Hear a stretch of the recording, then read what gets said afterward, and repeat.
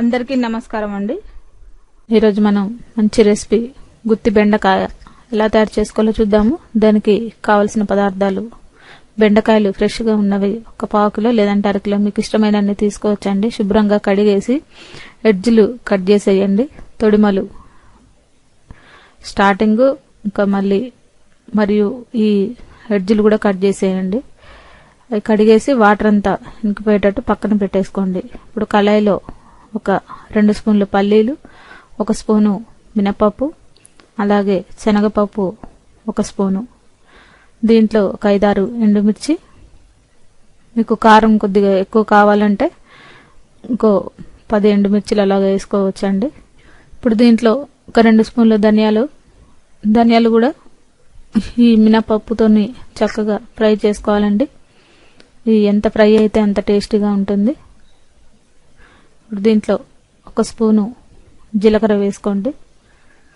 అలాగే నువ్వులు, తెల్ల నువ్వులు 1 స్పూను, కరివేపాకు 2 రెమ్మలు. ఇప్పుడు ఈ మసాలాలన్నిటిని కూడా దోరగా ఒక 10 నిమిషాల పాటు మీడియం ఫ్లేమ్లో ఫ్రై చేసుకొని చల్లారిన తర్వాత మిక్సీ బౌల్లో మెత్తగా పౌడర్ చేసుకోవాలండి. ఇప్పుడు తగినంత ఉప్పు కూడా వేసేసి మెత్తగా పౌడర్ చేసేయండి. ఇప్పుడు ఈ పౌడర్లో కొద్దిగా మనం ముందుగానే వెల్లుల్లిపాయలు వేసుకుంటే మంచిది.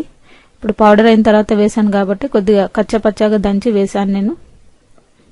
ఇప్పుడు ఇలా పౌడర్గా చేసుకున్న తర్వాత సపరేట్ ప్లేట్లోకి తీసుకొని పక్కన పెట్టుకోండి. ఇప్పుడు ఈ బెండకాయల్ని మధ్యకి కట్ చేసుకొని ఇలా పొడవుగా కట్ చేసుకోండి. ఇప్పుడు మనం ఈ పౌడర్ని అంతా కూడా ఈ మసాలా పౌడర్ని చక్కగా స్టఫ్ చేసుకోవాలండి. ఈ బెండకాయల ముక్కలకి మొత్తం లోపల వరకు పట్టే వరకు దీన్ని స్టఫ్ చేసుకోవాలి.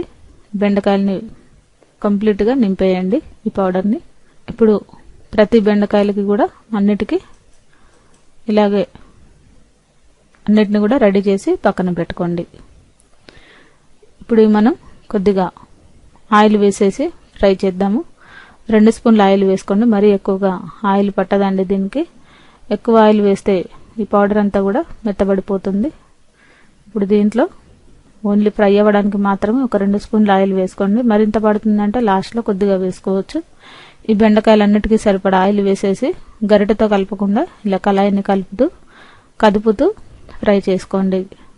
ఇప్పుడు ఇది మనం స్లోగా 2 వైపులా కూడా అట్ల కాడతోని 2 వైపులా తిప్పుతూ ఫ్రై చేసుకోండి. ఇది లో ఫ్లేమ్లో, లేట్ అయినా పర్వాలేదు కానీ లో ఫ్లేమ్లో ఒక 10 నిమిషాల పాటు ఇలాగే మగ్గనివ్వండి. హై ఫ్లేమ్ పెడితే మాడిపోతుందండి మసాలా అంతా కూడా. ఇప్పుడు ఈ బెండకాయలకి సరిపడంత లైట్గా ఒక చిటికెడు ఉప్పుని పైనుంచి ఇలా వేసేసుకోండి. బెండకాయ ముక్కలకి పడుతుంది, లేదంటే చప్పగా ఉంటాయి బెండకాయ ముక్కలు. ఇప్పుడు ఉప్పు వేసిన తర్వాత మనకి కొంచెం ఫ్రై అవ్వడానికి బాగుంటుంది, టేస్ట్ కూడా బాగుంటుంది అన్నమాట. ఇప్పుడు ఇది మనకి చక్కగా ఫ్రై అయిపోయాయి చూడండి. ఇది మనకి లో ఫ్లేమ్లోనే ఒక 10 నిమిషాల పాటు ఇలా ఫ్రై చేస్తే చక్కగా వేగిపోతాయండి. ఇవన్నీ ఒక సపరేట్ ప్లేట్లోకి తీసుకొని సర్వ్ చేసుకోండి.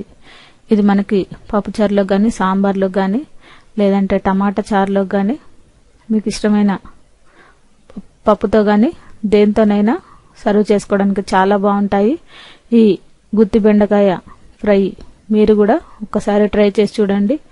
చాలా టేస్టీగా ఉంటుందండి. చిన్నపిల్లల బాక్సులో కూడా స్నాక్స్ ఐటమ్ లాగా కూడా పెట్టొచ్చండి. ప్రతి చారులోకి కూడా చాలా బాగుంటాయి. ఈ వీడియో మీకు నచ్చినట్లయితే లైక్ చేయండి, షేర్ చేయండి, సబ్స్క్రైబ్ చేయండి ప్లీజ్.